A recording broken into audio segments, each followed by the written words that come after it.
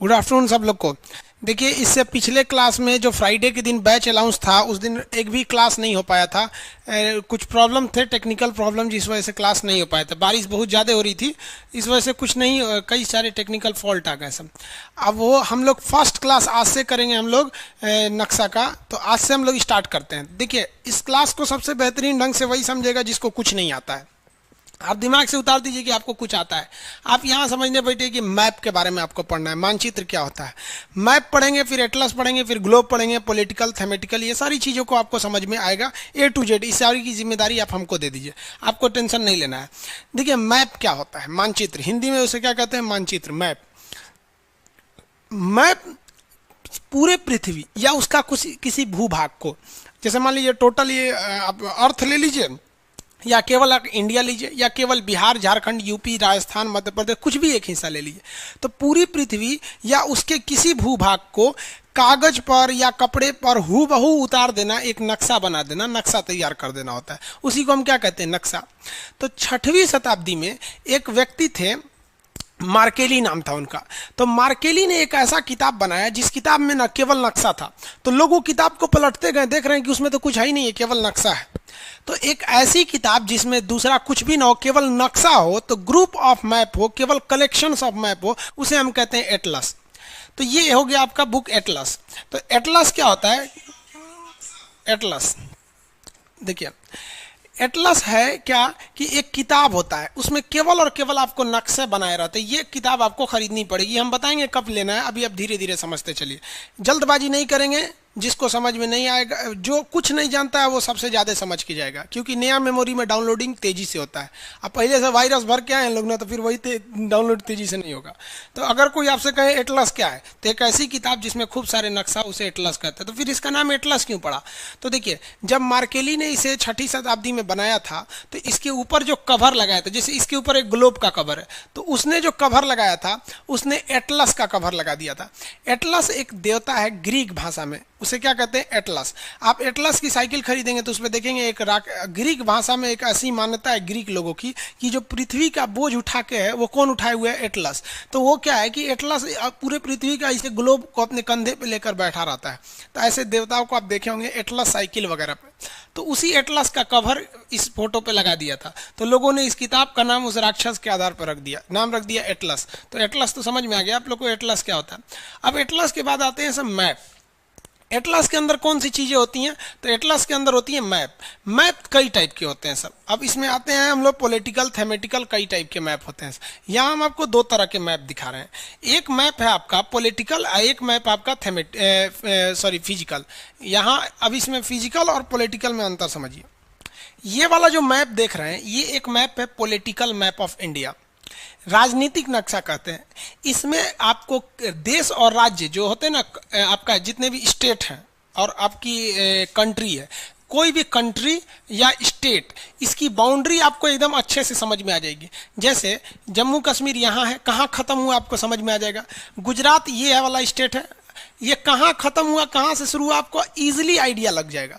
तो ऐसे नक्शा को हम पॉलिटिकल कहते हैं, जिसमें केवल राजनीतिक महत्व की चीजें दी गई रहे। यूपी कहाँ से शुरू है, मध्य प्रदेश कहाँ है, नेपाल, चाइना, अमेरिका। तो ये सारी चीजें जो केवल और केवल राजनीतिक महत्व की चीजें हैं, उसे देखने के लिए हम लोग कौन सा नक्शा का प्रयोग करते हैं, पॉलिटिकल मैप का प्रयोग करते हैं। समझ में आ गया कि नहीं आ गया? किसी को कोई दिक्कत नहीं है? अब आगे देखिए, फिजिकल मैप क्या होता है। Same to same political map का ही होता है फिजिकल मैप, लेकिन इसमें नेचुरल महत्व की चीजें दी गई रहती हैं, प्राकृतिक चीजें दी गई रहती हैं, उसे हम लोग कहते हैं फिजिकल मैप। फिजिकल मैप में आप ये नहीं समझ पाएंगे कौन सा स्टेट कहाँ से शुरू हुआ, कहाँ खत्म हो गया। जैसे यहाँ आपको अंदाजा लग रहा है कि ये वाला गुजरात है, आप इसी बेसिस पर यहाँ आप अंदाजा लगा सकते हैं कि गुजरात यहीं होगा, लेकिन आप ये कंफर्म नहीं बता पाएंगे कि गुजरात यहाँ कहाँ से शुरू और कहाँ से खत्म हो गया है। तो वैसा नक्शा जिसमें आपको पॉलिटिकल महत्व की चीज़ें दी गई रहती हैं, उन्हें हम लोग कहते हैं पॉलिटिकल मैप, और जिसमें नेचुरल चीज़ें दी गई रहती हैं, उसे हम लोग कहते हैं हम लोग फिजिकल मैप।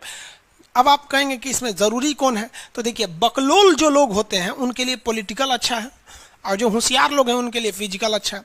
फिजिकल में बहुत सारी जानकारियाँ दी रहती हैं, पॉलिटिकल में बहुत सारी जानकारी नहीं दी रहती है। समझिए कौन कौन सी जानकारी होगी। ये कौन सा मैप है, पॉलिटिकल है, ये वाला फिजिकल है। अब हम आपको अच्छे से समझा देते हैं। इसमें पॉलिटिकल मैप में कुछ खास नहीं होता है, मेन होता है आपका फिजिकल मैप। यहाँ फिजिकल मैप में अगर आप देखेंगे ध्यान से तो आपको कई कलर्स दिखाई देंगे। आप कहेंगे कि इससे पहले वाले में भी तो कई कलर थे, लेकिन वो कलर हमारी मर्जी पर है। पॉलिटिकल मैप में आपकी मर्जी चलती है, आप जिस रंग से उसे रंगना चाहें रंग सकते हैं, लेकिन फिजिकल मैप में आपकी मर्जी नहीं चलेगी। फिजिकल मैप में है कि भूरा रंग से आपको पहाड़ रंगना है, तो यहाँ देख रहे हैं आपको भूरा रंग से क्या रंगा हुआ है, पहाड़। जम्मू कश्मीर, हिमाचल प्रदेश, उत्तराखंड, इसमें पहाड़ रंगे हुए हैं सब। आपको अगर ये दिख रहा होगा तो ये पहाड़ है। यहाँ सिक्किम में भी ब्राउन कलर है, यहाँ पे भी ब्राउन कलर है। ये ब्राउन कलर से ही पहाड़ रंग सकते हैं। तो ये फिजिकल में एक खासियत ये है कि अगर आपको कहीं पे भी ब्राउन कलर दिखाई देता है तो आप समझ जाइए कि वहां पर क्या चीज है, पहाड़ है। तो दिखाई क्लियर नहीं दे रहा है इसमें, देखें एक से।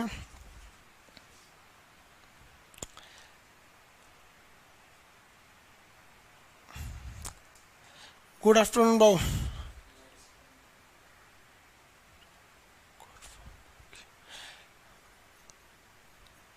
ओके बाबू, आप लोग को देखिए जब भी क्लास करना आप कर सकते हैं। इसके बाद भी अगर आपके पास मतलब इस टाइम नहीं कर सकते तो आगे भी कर सकते हैं, रिकॉर्डेड क्लास बचा हुआ रहेगा। आगे देखिए बाबू, कुछ सर क्वालिटी लो हाई करने का ऑप्शन नहीं दिया है। आपके नेटवर्क पे डिपेंड करेगा ये। आपके यहाँ नेटवर्क सही रहेगा तो कर देंगे, नहीं रहेगा तो नहीं कर पाएंगे। आप किस एरिया में ही डिपेंड करता है। आगे देखिए वो कुछ लोग को ब्राइटनेस का दिक्कत हो रहा है। देखिए मैप ही है उस टाइप का। आगे आपका दूसरा मैप लेंगे उसमें आपको अच्छा से समझा देंगे। अभी आप यहाँ समझिए, ये हल्का आपको ब्राउन दिख रहा है ना, तो ब्राउन का मतलब क्या होता है, आपका पहाड़ है वहां पर। इससे काफी फायदा होता है। आप जैसे मान लीजिए कोई पायलट है, अब अगर कोई पायलट है उसे आपने पॉलिटिकल नक्शा दे दिया है, तो पॉलिटिकल नक्शा में उसको कहाँ समझ में आएगा ऊंचा कौन है नीचे कौन है। लेकिन अगर वही फिजिकल नक्शा है तो वो देख लेगा कि भाई भूरा कलर का, इसको हाइट बढ़ाना पड़ेगा वरना लड़ जाएगा। अब एक और चीज इसमें होगा कि कहाँ पहाड़ की ऊंचाई ज्यादा है और कहाँ पहाड़ की ऊंचाई कम है, ये कैसे पता चलेगा। अब आप खुद सोचिए कि अगर भूरे रंग से पहाड़ है तो ये तो भूरा रंग का मतलब हो गया पहाड़, लेकिन हाइट कैसे दिखाएंगे। तो इसमें भूगोलवेताओं ने दिमाग लगाया। उन्होंने क्या किया कि कलर को डार्क और लो करना चालू किया। जहां एकदम चटकार रंग से रंग दिया, भूरा रंग से, जहां चटकार भूरा है तो उसको समझ लिए कि वहां का पहाड़ की ऊंचाई ज्यादा है। और जहां हल्का भूरा है, अब अगर इंडिया के बीच में देखेंगे ना तो हल्का हल्का भूरा यहां भी दिख रहा होगा, बीच में हल्का ब्राउन दिख रहा होगा। हम आगे आपको अभी क्या है कि आपको पूरा नक्शा नहीं मिला होगा, तो एक्चुअली क्या है कि अभी हम पूरा नक्शा ले लिए हैं। धीरे धीरे करके आपको जब एक आइडिया लग जाएगा तो आपको एक एक राज्य के नक्शा के हिसाब से पढ़ाएंगे। तो ये आपका हो गया आपका कश्मीर का। तो अगर कलर भूरा है, डार्क कलर है, तो मतलब समझिए उस चीज की वैल्यू ज्यादा है। यानी भूरा कलर किसको दिखाता है, तो भूरा कलर दिखाता है आपको भाई पहाड़ को, तो पहाड़ वहां पे ज्यादा है। और अगर भूरा रंग पंछुछुर हो जाएगा, पंछुछुर का मतलब समझते हैं पतला, तो जब कभी भी भूरा रंग पतला हो गया तो आप समझ जाइएगा कि वहां पर पहाड़ की हाइट कम है। तो हाइट ज्यादा रहने पे कलर ज्यादा और कम होने पे कम। जैसे यहाँ पे हल्का भूरा दिख रहा है, आपको ना बराबर दिख रहा होगा, तो इसमें कोई खास इफेक्ट नहीं पड़ेगा। तो ये भूरा रंग से पता चलता है कि कौन सा चीज ज्यादा है कौन सा चीज कम है। अब ये तो भूरा समझ में आ गया, तो यहाँ हम लिख देते हैं ब्राउन कलर। आपको पीडीएफ वगैरह मिलेगा बाबू, अभी आपको बस थोड़ा बहुत समझा रहे हैं ताकि आपको आइडिया लग जाए। अब ग्रीन कलर, ग्रीन कलर का मतलब होता है मैदानी एरिया। ग्रीन कलर का मतलब क्या होता है, मैदान। मतलब वैसा चीज जो समतल भूमि हो, पहाड़ वगैरह जहां ना हो, वो ग्रीन कलर से के एरिया से दिखाएगा। ब्लू कलर के एरिया से पानी को दिखाएगा। जैसे अगर आप यहाँ देखेंगे समुंदर को क्या दिखा रहा है, ब्लू कलर से। अब जहां समुंदर ज्यादा गहरा होगा वहां पर आपको ज्यादा नीला करेगा, और जहां समुद्र कम गहरा होगा वहां कम नीला करेगा। तो ये हो गया आपका कलर कोडिंग। ये धीरे धीरे आपको सब आराम से समझ में आने लगेगा, कलर कोडिंग क्या है क्या है। तो ये सब चीजों में आपको अंतर धीरे धीरे पढ़ते रहेंगे, ऑटोमेटिक समझ में आ जाएगा। अभी हम केवल रफली इंट्रोडक्शन के रूप में बता रहे हैं। तो पॉलिटिकल मैप अलग होता है, थेमेटिकल अलग होता है। इसमें आपको कभी भी नहीं दिखेगा कि कश्मीर कहाँ शुरू हुआ कहाँ खत्म हो गया, राजस्थान कहाँ से शुरू हुआ कहाँ खत्म हो गया। अब इसके अलावा मैप आता है जिसको हम लोग कहते हैं थेमेटिकल मैप। उसको समझिए क्या होता है। देखिए ये मैप देखें, थेमेटिकल मैप क्या होता है, किसी खास चीज को दर्शाने के लिए जब मैप बनाया गया रहता है ना, उस मैप को हम लोग कहते हैं थेमेटिकल मैप। जैसे इसमें केवल रेलवे लाइन दर्शाई गई है, बाकी कौन स्टेट कहाँ गया, कौन सा पहाड़ कहाँ है, इससे कोई मतलब नहीं है। इसमें केवल रेलवे लाइन को दर्शाया गया है। तो जब किसी खास चीज को दर्शाने लगे तो उसे क्या कहते हैं हम लोग, थेमेटिकल मैप। जब पर्वत पहाड़ या नेचुरल चीज को दर्शाने लगे तो उसे क्या कहते हैं हम लोग, फिजिकल मैप। और जब देश राज्य इत्यादि का विभाजन दिखाने लगे तो उसे क्या कहते हैं, पॉलिटिकल मैप। तो मैप कितने टाइप के हो गए, 3 टाइप के, पॉलिटिकल, फिजिकल, थेमेटिकल, ये तीनों पढ़ना है आपको। अब इसके अलावा एक और मैप होता है, ये देखिए ब्लैंक मैप। इसमें सब चीज सादा दे देता है, आपको कुछ नहीं देगा। तो जब हम आपको सबसे पहले आपको पढ़ाएंगे पॉलिटिकल, क्योंकि पॉलिटिकल से ही आपको समझ में आता है। शुरुआत कहां से करेंगे, पॉलिटिकल से। पॉलिटिकल के बाद आपको पढ़ाएंगे फिजिकल, उसके बाद ये एकदम सादा मैप है बाबू, इसमें आपको कुछ नहीं दिखेगा, एकदम सादा रहेगा, इसमें कुछ पता ही नहीं चलेगा। सबसे टफ होता है यही ब्लैंक वाला, देखिए इसमें आपको एकदम सादा मैप मिलेगा। इसके बाद आएगा थेमेटिकल। थेमेटिकल जब ये तीनों पढ़ लेंगे तब आप पढ़ेंगे ब्लैंक मैप, तब आपको ये वाला सादा मैप दे दिया जाएगा। इसमें क्या होगा सादा में कि आपको कुछ दिया ही नहीं रहेगा, आपको अपने अंदाज से भरना पड़ेगा ब्लैंक मैप में। तो अभी आप ये रफली एक ओवरव्यू समझिए। इसके अलावा देखिए मैप कितने टाइप का, पहले पढ़ेंगे पॉलिटिकल, फिर थेमेटिकल, उसके बाद पॉलिटिकल, फिजिकल, थेमेटिकल, उसके बाद ब्लैंक मैप में भरेंगे। ये सारी चीजें आपको एटलस में मिलेंगे। अब इसके बाद आएगा आपका ग्लोब। ग्लोब जो होता है ना, ये अर्थ का एक रियल व्यू की तरह होता है, इसी पृथ्वी को एक लगभग, लेकिन इसकी एक खराबी क्या होती है कि भाई इसको आप हर जगह नहीं ले जा सकते। तो सबसे लास्ट में आपको क्या पढ़ना पड़ेगा, ग्लोब पढ़ना पड़ेगा। एकदम लास्ट में आपको पढ़ना है ग्लोब। इस ग्लोब के बारे में लास्ट में। अब इसमें आप पढ़ेंगे कि पृथ्वी अगर इधर से देखेंगे तो 22.5 डिग्री झुका है, जमीन से देखेंगे तो 66.5 डिग्री झुका है। तो ये सब एंगल वगैरह के बारे में, अक्षांश क्या है, देशांतर क्या है, ये सब चीज़ों को आपको ग्लोब में पढ़ना है। अब हम लोग मेन स्टार्ट करते हैं अपना टॉपिक पे। अभी तक जो था इंट्रोडक्शन टाइप का था, उस आपके लिए उतना इंपॉर्टेंट नहीं था। देखिए यहाँ ध्यान से, पृथ्वी लगभग जियोड की तरह है। जियोड मतलब पचका ढचका है, हम इसे अभी हल्का में गोल मान के चलते हैं अभी फिलहाल। और ना एक ही दिन में सारा कॉन्सेप्ट समझेंगे ना तो पगला जाएंगे, कहेंगे मैप तो हम समझिए नहीं पाएंगे। यहाँ देखिए पृथ्वी जो है ना, अर्थ लगभग हल्का सा इस टाइप का गोल सा है। अब इसके बीचों बीच से एक काल्पनिक रेखा खींची गई है। इस इमेजिनरी लाइन को हम इक्वेटर कहते हैं। इसे इक्वेटर क्यों कहते हैं भैया, तो इक्वेटर इसीलिए कहा जाता है क्योंकि ये पृथ्वी को एकदम इक्वल बांटता है। हम इक्वल नहीं बांट रहे थे, यहां से बना दे, इक्वल बांटने वाले को हम कहते हैं इक्वेटर। तो ये इक्वेटर हो गया। इसे हम लोग 0 डिग्री के हिसाब से दर्शाते हैं। इसे कितने डिग्री कहते हैं, 0 डिग्री कहते हैं इक्वेटर। इक्वेटर को हम शॉर्टकट में यहाँ ई लिख देते हैं तो आप समझ जाएंगे इक्वेटर हो गया। इसे हम लोग हिंदी में कहते हैं भूमध्य रेखा। लेकिन आप एक बात बताइए, आप इस क्लास में हिंदी पढ़ने आए हैं कि भूगोल पढ़ने आए हैं? आप भूगोल पढ़ने आए हैं तो यहाँ हिंदी भाषा नहीं चलेगी, भूगोल की भाषा पड़ेगी, जिसे कहते हैं विषुवत रेखा। विषुवत रेखा यहाँ से समझते चलिएगा आप। कंटिन्यू यहाँ पे आपको इंडिया वर्ल्ड सब के बारे में पढ़ना है। अभी आपको थोड़ा बहुत फर्स्ट क्लास है इसलिए आपको थोड़ा सा अनकंफर्टेबल लगता होगा, लेकिन यहाँ से आपको समझ में आने लगेगा।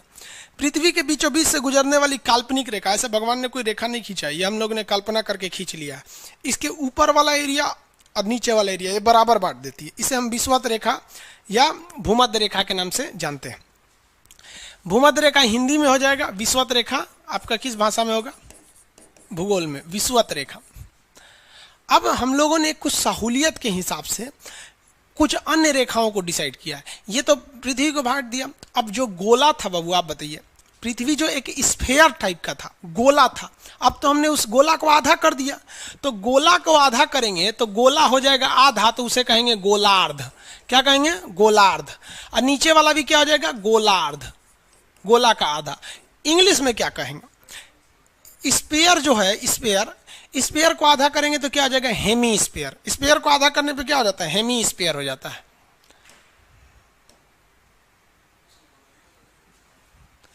ये हो गया आपका हेमी स्पेयर। तो इसको हेमी स्पेयर, ये भी हेमी स्पेयर। ऊपर के भाग को उत्तर कहते हैं यानी नॉर्थ, और नीचे के भाग को दक्षिण कहते हैं यानी साउथ। अब धीरे धीरे एक एक चीज आपके साथ नया नया जुड़ते जाएगा।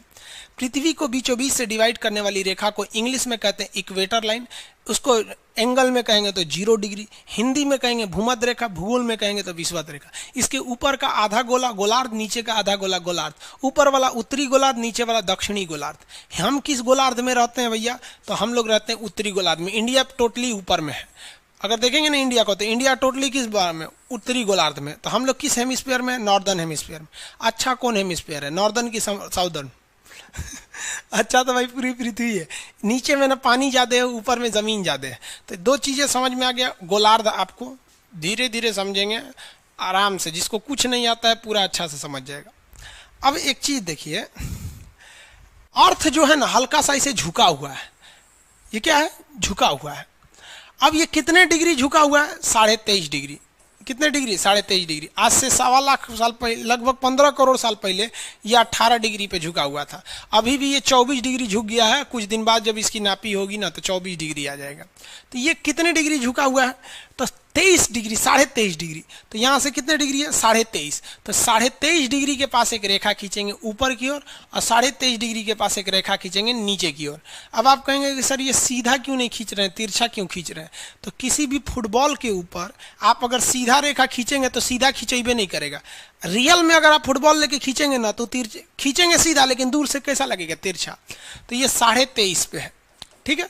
ये भी नीचे वाला 23.5। हम ये 23.5 क्यों लिए हैं? क्योंकि पृथ्वी 23.5 डिग्री पे झुकी हुई है।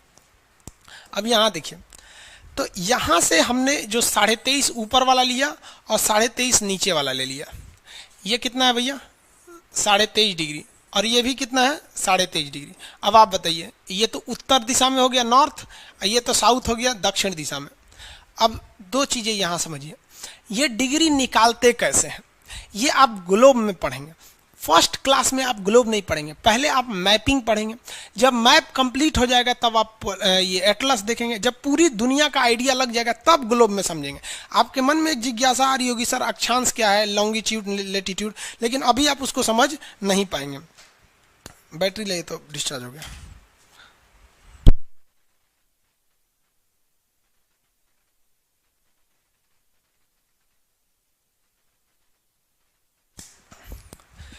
आगे देखिए भाऊ, तो ये उत्तरी हो गया, ये दक्षिणी हो गया। इसके अलावे अगर आप पृथ्वी को देखेंगे तो पृथ्वी जो है ये जमीन के हिसाब से अगर देखेंगे, यहां देखिए, किसी चीज को अगर आप झुकाते हैं, जैसे इसी चीज को हम झुका दिए, तो इसमें दो तरह का एंगल बनता है। एक ऊपर से ये वाला एंगल और नीचे से ये वाला एंगल। दो एंगल बना कि नहीं? कोई भी चीज, जैसे हम इधर झुक गए तो एक एंगल इधर से बनेगा और एक एंगल पीछे से बनेगा। तो जो अर्थ झुकी हुई है ना, तो ये वाला झुकाव है, ठीक है, और ये जमीन है। देखिए ध्यान से, तो जो अर्थ झुकी हुई है तो ये वाला झुकाव 23.5 है और ये वाला झुकाव ये 23.5 है। अब आप बताइए, कोई 90 डिग्री का एंगल है, अगर इसको 40 डिग्री झुका दिए, 40 डिग्री, तो ये कितना होगा? जेन्युइन है कि 50 होगा? भाई दोनों को जोड़ेंगे तभी ना वो सीधा खड़ा होगा। तो अगर पृथ्वी सीधा रहती तो 90 डिग्री रहता, लेकिन 23.5 झुक गई है, तो अंदर वाला कितना होगा? 66.5 होगा। 66.5 होगा कि नहीं? आप खुद देखिए, 90 डिग्री में किसी चीज को झुकाएंगे एक ओर से, तो अगर इधर से 10 हुआ तो इधर से 80 बचेगा। उसी तरह पृथ्वी अगर सीधा रहती तो 90 पे रहती, 23.5 झुका दिए तो इधर से 23.5, तो इधर से कितना होगा? 66.5 होगा। तो 66.5 डिग्री हो जाएगी पृथ्वी। तो पृथ्वी पर दो रेखाओं का बड़ा महत्व है, एक 23.5 डिग्री वाले का क्योंकि ये ऊपर से एंगल है, एक 66.5 डिग्री वाले का क्योंकि ये नीचे से एंगल है। समझ में आ रहा है कि नहीं? अभी आप कमेंट पे ध्यान नहीं देंगे आप लोग, अभी आप लोग मेन अभी